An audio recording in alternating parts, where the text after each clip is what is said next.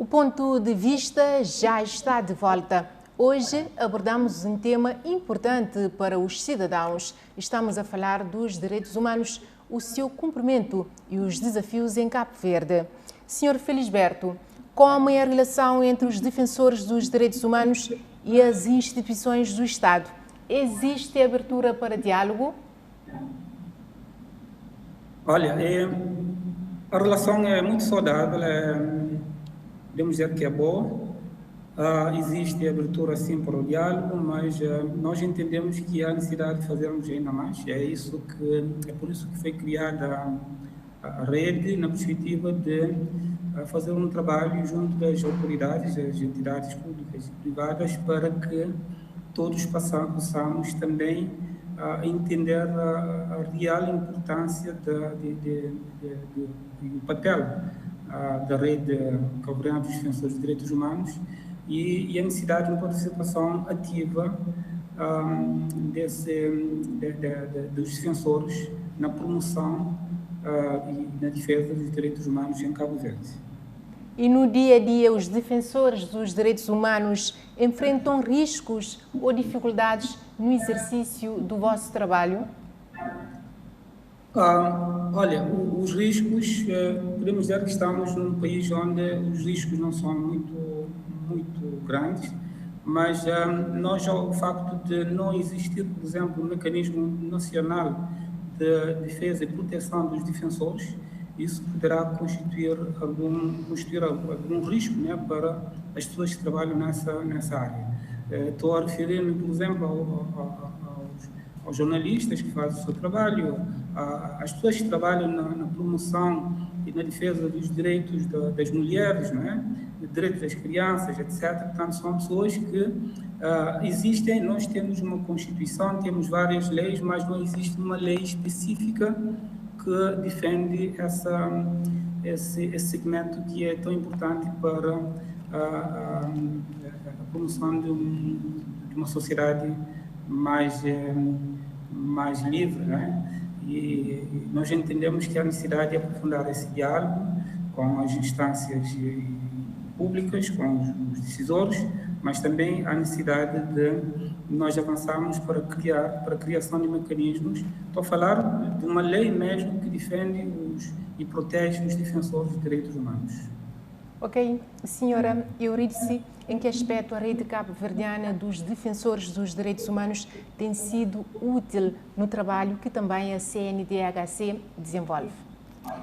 Olha, não é por estar cá o Dr. Felisberto, mas devo felicitá-lo que, não obstante ser, portanto, uma associação pequena, tem feito um trabalho grandioso. Nós temos estado a trabalhar em parceria, porque, repare, por exemplo, a Comissão Nacional para os Direitos Humanos e Cidadania não tem fundos, não é? Mas nós, ao identificarmos uma situação, porque a rede dos defensores de direitos humanos em Cabo Verde também pertence a redes regional e internacional. Então, rapidamente, ao detectarmos uma situação, já colaboramos em 3 situações concretas, onde nós encaminhamos 3 situações e foi, portanto, a nível da RECAD, portanto, da rede Cabo Verdeana de Defensores de Direitos Humanos, que deram seguimento no apoio para acolhimento em Cabo Verde de pessoas que estavam à procura de asilo, uma vez que não tínhamos outras condições para o fazer. Isso é só para ver a importância e o papel complementar que as instituições devem ter em Cabo Verde. Eu defendo que cada instituição deve perceber muito bem qual é a sua atribuição e o seu papel, não é sobrepor às intervenções dos outros, mas é termos uma visão de complementariedade, de parceria, colaboração e em tempo útil. Eu digo sempre que o nosso maior problema é ter respostas para, em tempo útil, dar solução e acolher, principalmente, as vítimas em situação de vulnerabilidade. E que respostas a CNDHC tem dado para as vítimas? Neste caso, falo das vítimas de violência baseada no género, das crianças que são vítimas de violência sexual, um fenómeno que ainda continua a ser preocupante aqui no país. Certo. Aqui eu devo fazer a distinção de 2 questões. A primeira, a Comissão, portanto, o papel da Comissão é monitorizar e supervisionar o quanto as políticas públicas estão a ser implementadas e executadas. Para esse fim, nós temos o ICIEG, não é? Que, portanto, tem o papel de a primeira resposta. Não é só a ICIEG, mas também tem outras ONGs que também trabalham nessa matéria, em complementariedade, não é? Portanto, o que nós fazemos é ir acompanhando as situações, mas também nós estamos numa sociedade pequena, ao ter conhecimento de determinadas situações, encaminhar para essas instituições. Isso quando diz respeito à violência baseada no género, em relação, portanto, às mulheres, e não só, porque hoje fala-se muito também que temos situações de homens também, portanto, vítimas, e não só, portanto, temos também o caso de LGBTI, que é também uma situação que precisa de alguma atenção e de respeito, porque eu devo respeitar a diferença, não é? E isto ainda precisamos trabalhar um pouco mais, tendo em conta a nossa própria cultura, a nossa tradição, porque muitas vezes o machismo, né, fala mais alto e, em função disso, há algumas disfuncionalidades. Por outro lado, quando fala de violação das crianças, agressividade, agressões, etc., nós temos o ICA, não é? Que tem essa função e esse papel de dar essa primeira assistência com os centros de emergência e também aqui nós temos recebido denúncias, nesses casos nós encaminhamos e também fazemos o seguimento para saber das respostas. Agora, eu devo também aqui dizer que temos tido algumas dificuldades, porque muitas vezes temos aqui portanto, responsabilidades a nível central e a nível local. E muitas vezes nós até fazemos o trabalho junto, tanto ao local como ao central, e há situações que as respostas demoram, não é? Portanto, pessoas vulneráveis, pessoas que precisam de uma resposta urgente ou que estejam em situação de urgência, e sentimos que, de facto, nesta matéria, precisamos ainda melhorar mais a articulação e a coordenação entre o central, o local e também as intervenções institucionais. E, Sr. Felisberto, a vossa rede atua a partir de uma denúncia ou através de algo que a rede verifica ou identifica no terreno? Bom, a rede, desde a sua criação, digamos, teve como preocupação fundamental fazer um trabalho planeado e estratégico, não ficar apenas a depender, digamos, das situações que acontecem. Nós procuramos antecipar um pouco, produzindo, analisando os relatórios, né, as recomendações, em relação dos relatórios que o país apresenta, que o Estado de Cabo Verde apresenta, e fazendo, portanto, o nosso trabalho de influenciação, apresentar e continuar a insistir, a dialogar com as instituições no sentido de respeitarem os direitos humanos, de implementar as recomendações emanadas tanto que são produzidas pelas instâncias internacionais e regionais. E, portanto, essa questão, nós procuramos recolher informações para produzirmos o nosso relatório e submeter, portanto, o relatório junto das instâncias internacionais e também ficar atento às recomendações que chegam em que, em articulação com a Comissão Nacional por Direitos Humanos e Cidadania, nós procuramos também participar nos momentos não só da elaboração do relatório, mas também da análise dessas recomendações e procurar, portanto, divulgar essas recomendações junto dos nossos associados e também de todos, da sociedade no seu todo. E quais têm sido as principais recomendações do vosso relatório?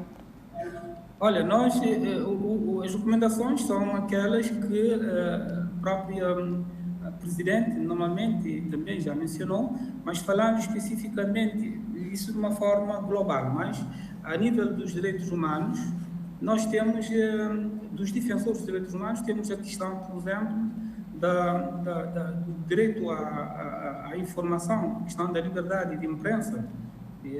Nós entendemos que há necessidade de melhorar, de clarificar determinados aspectos relacionados com a questão do segredo da justiça, não é? que é que consiste, em que é que consiste, por exemplo, a liberdade, o segredo da justiça? Será que os jornalistas conseguem rapidamente ter acesso a essa informação, sentem-se à vontade, digamos, a fazer o seu trabalho num ambiente totalmente livre e sem nenhum receio, digamos, de alguma represália, por exemplo? Temos a questão, digamos, das pessoas que defendem os direitos das pessoas que nós chamamos LGBTI, agora LGBTI+. Essas pessoas conseguem sentir-se à vontade, portanto, é necessário não só, portanto, não apenas a lei, mas um trabalho também de garantir a implementação da lei. A lei sobre a violência baseada no género existe, mas será que essa lei está sendo implementada na sua plenitude? O que é que nós todos temos que fazer?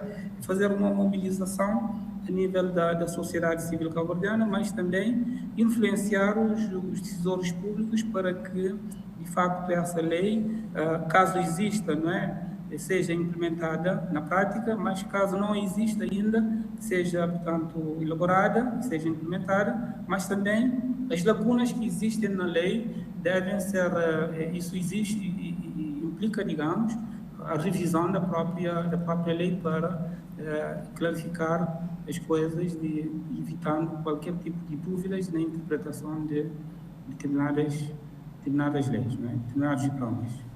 E aqui no país, a rede tem tido uma presença efetiva nas ilhas ou ainda há desafios? Nós, tratando-se de uma organização, podemos dizer, nova, nós temos um plano de alargamento, de criação de núcleos a nível de todas as ilhas. Temos, em articulação com as outras organizações já existentes, já estabelecidas, que têm feito o seu trabalho, fazer, digamos, um trabalho organizado e dialogando também com as instituições locais e instituições, estou a falar com as próprias câmaras municipais, o ICA, não é? Temos várias outras instituições que trabalham nessa área e, obviamente, a Comissão Nacional pelos Direitos Humanos e Cidadania tem sido um parceiro importante nesse processo. Nós acreditamos que vamos, com um plano devidamente estabelecido e já agora também dentro daquilo que nós perspectivamos para com a intervenção mais robusta, digamos, da sociedade civil nesse processo e o trabalho, digamos, da própria plataforma das ONGs envolvendo essa grande estrutura nesse trabalho, nesse processo. E, senhora Euridice, a nível da nossa sociedade, as famílias e os cidadãos estão sensibilizados sobre a questão dos direitos humanos? A senhora jornalista só coloca questões difíceis, porque, efetivamente, a sociedade civil tem evoluído a nível da sua literacia em direitos humanos. Mas nós já chegamos à conclusão que precisamos, isto com certeza que durante o ano 2026 vamos trabalhar essa questão, precisamos mudar a narrativa. Porque muitas vezes falar de direitos humanos, as pessoas pensam que é algo que está acima de nós. Não, é o nosso dia a dia. Começa em casa. Começa em casa, é a nossa atitude, não é? É a preservação, é a cultura, inclusive a própria cultura de segurança, não é? Que nós não temos. No nosso dia a dia, é só vermos, por exemplo, apanharmos aí a estatística dos acidentes, não é?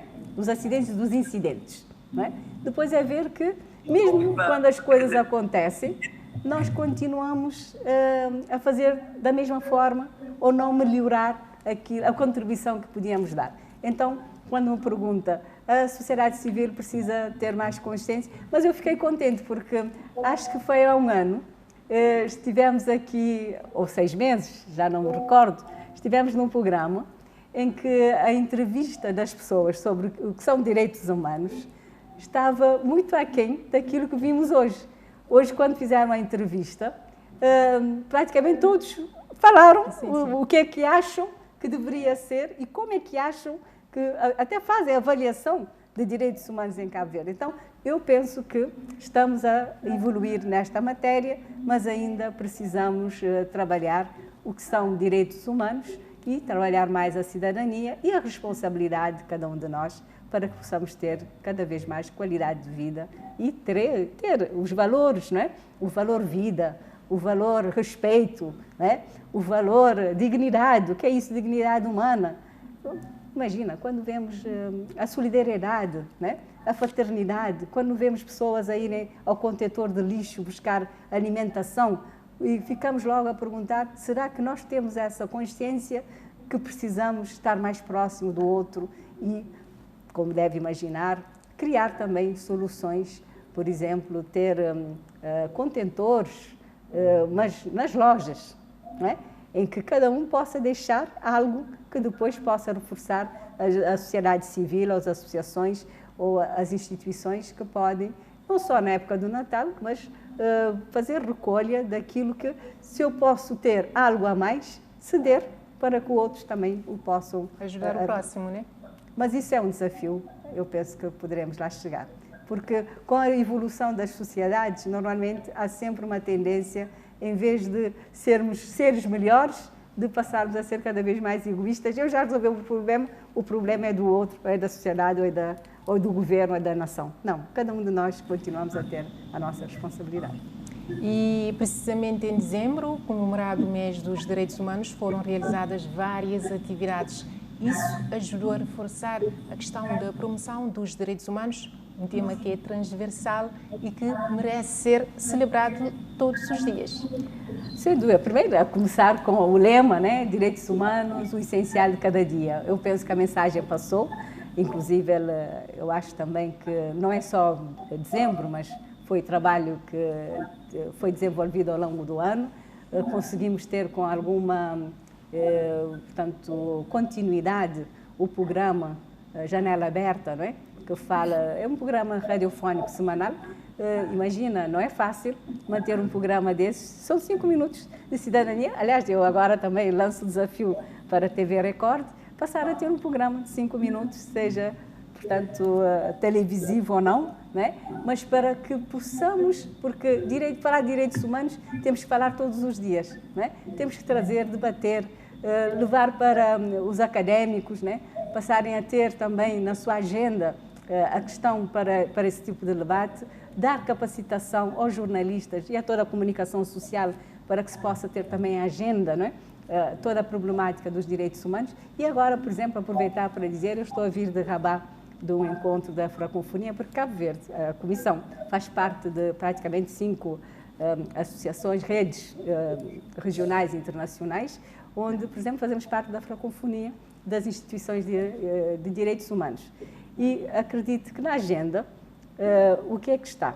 Há questões que não nos dizem respeito diretamente da nossa realidade em Cabo Verde, mas que é a realidade africana e não só, e mundial, que é a questão, por exemplo, que está na agenda hoje da reparação, que está-se a discutir a nível internacional em relação até ao tempo colonial, que é o momento das pessoas fazerem a restituição e, portanto, reparação dos danos, mas também temos outras questões que não estão diretamente ligadas à nossa realidade, mas devemos estar atentos, como é a problemática do clima, e, portanto, estamos aqui a falar de alerta precoce. Já existe uma comissão a trabalhar esses indicadores, porque, repare, quando há uma catástrofe, quem são as pessoas mais atacadas ou mais, portanto, visadas com o fenómeno? São as pessoas mais vulneráveis. Então, as pessoas pensam que isso não tem nada a ver com direitos humanos, mas tem. Então, as instituições devem estar atentas para que possam, assim, a par da Cruz Vermelha, não é? O Serviço Nacional de Proteção Civil, as câmaras municipais e todas as instituições que estão, portanto, envolvidas com o sistema, fazer um trabalho, mas um trabalho prévio, não é no dia, não é? De se poder trabalhar todas essas questões, que respostas imediatas para uma situação de calamidade que possa surgir em qualquer dos nossos concelhos. Para além disso, faz parte dos desafios que o país enfrenta. Exato. E para além disso, também dizer que já na agenda dos direitos humanos, das instituições de direitos humanos a nível regional e internacional, temos a questão do papel de direitos humanos na luta contra a corrupção, porque às vezes as pessoas não têm a noção que as pessoas dizem, o que é que Cabo Verde tem a ver com corrupção? Não. Uma verba desviada, uma verba pública, não é? Desviada, é um programa ou uma ação de políticas públicas que não chega a uma pessoa vulnerável que possa ter necessidade. Então temos que pensar de uma forma global e desmistificar e desconstruir o que é que está, portanto, na agenda dessas questões todas. Mas também é importante dizer que está na agenda a questão de direitos humanos e o processo eleitoral, que são questões que nos dizem respeito, porque raramente as instituições de direitos humanos colocam na agenda, mas para tudo isto é preciso capacitar as pessoas para terem, portanto, todas as ferramentas que permitam trazer uma mais-valia para esses processos. Há uma série de outras questões, como, por exemplo, empresas e direitos humanos. Como sabe, as empresas estão um pouco distantes, né, de toda a problemática de direitos humanos e cidadania, a cidadania empresarial, etc., que permite trabalhar de dentro para fora, como de fora para dentro, em relação aos próprios fornecedores, colocar, portanto, por exemplo, quando nos falamos de Cabo Verde Trade Invest, não é? Nós temos contratos a nível internacional, mas devemos nesses contratos uma cláusula a dizer que se eu vou fazer um hotel, por exemplo, estou a dar exemplos, né? Na Ilha de Boa Vista, Ilha do Sal, devo sempre deixar uma franja de responsabilidade social que esse fornecedor, portanto, investidor deverá ter para que localmente as pessoas também possam beneficiar desse investimento que será feito. Então são pequenas questões que ainda podemos reforçar e melhorar o posicionamento de direitos humanos. Há uma série de outras questões, mas eu ficaria por aqui dizer que, de facto, os desafios são muitos, mas Cabo Verde avançou em muita matéria, mas precisamos ser ainda mais criativos. E, por último, dizer, que não é menos importante, a questão da sustentabilidade, porque eu não posso trabalhar sem recursos. Eu tenho um sonho, que se possa arranjar um palácio para direitos humanos em Cabo Verde, para que se possa ter um espaço onde possa ser um espaço de todos. Por exemplo, agora fala-se na questão de modernização, a inteligência artificial, aliás, vamos falar também um pouco disso, da questão da desinformação, etc. Mas temos que ter as condições, tanto para receber as pessoas, por exemplo, há um concurso público, né? Dar acesso a todos. Se as pessoas não tiverem acesso ao computador, como é que poderão fazer? Podemos ter aqui jardins onde as pessoas possam ir lá com terminais, né, digitais e fazer, portanto, todo o seu processo e dar também um pouco de a estética, né, o bem-estar, a qualidade para todos, inclusive as pessoas com necessidades especiais para circularem, respirarem um pouco do ar, né? E, portanto, é um sonho. Eu acredito que até 2030 possamos conseguir ter aqui um espaço e fazer coisas também maravilhosas, porque às vezes as pessoas pensam que o espaço não é tão importante como os outros recursos. Não, eu gostaria que pudéssemos, né, pensar em começar a criar maior e melhores qualidades, né, de investimento para todas as instituições e mais tarde também podemos falar no papel que cada um poderá ter nesse processo. Muito obrigada. Ok. E, Sr. Felisberto, em matéria das políticas públicas para a promoção dos direitos humanos, como é que estamos e quais as recomendações que a rede faz aqui no país? Bom, como eu falei na minha intervenção inicial, acho que um dos desafios que nós temos tem que ver com a questão da melhoria das políticas públicas para poder dar resposta a um conjunto de desafios que nós temos.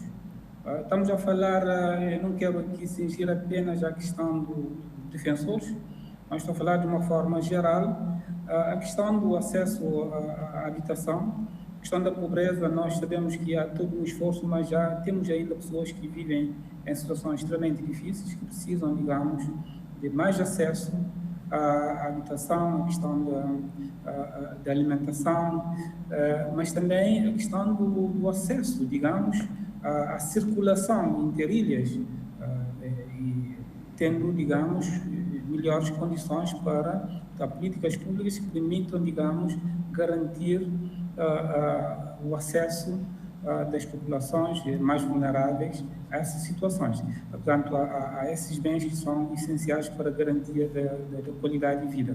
Mas também nós fizemos referência à questão da legislação, portanto, a necessidade de, quando falamos de políticas públicas, estamos a falar necessariamente, digamos, de leis que possam, digamos, dar resposta a um conjunto de desafios, mas, para além da lei, a questão da implementação efetiva das leis, a questão do acesso à justiça, a questão da liberdade de imprensa, já falamos, a questão da VBG, não é? Violência baseada no género, o que é que se deve fazer? Existe uma lei, mas será que essa lei está sendo implementada? O que é que devemos fazer para garantir a implementação plena, digamos, dessa lei e de várias outras situações que nós consideramos que é fundamental, digamos, uma participação não só da sociedade civil, mas também na perspectiva de influenciar os poderes públicos a irem para outros patamares. Nós já chegamos, portanto, já conseguimos vários ganhos, mas há necessidade ainda de melhorarmos esses ganhos, fazer com que cada família, digamos, tenha acesso àquilo que é o fundamental para o seu bem-estar e também para a defesa e a proteção, neste caso, dos defensores de direitos humanos. E já estamos quase a terminar a nossa conversa. Gostaria de saber qual é a perspectiva ou as perspectivas da rede para os próximos tempos. Nós, como eu disse há bocado, nós estamos a trabalhar no alargamento da nossa rede, ou seja, na criação de núcleos a nível de todos os municípios do país, integrando organizações que intervêm em vários setores.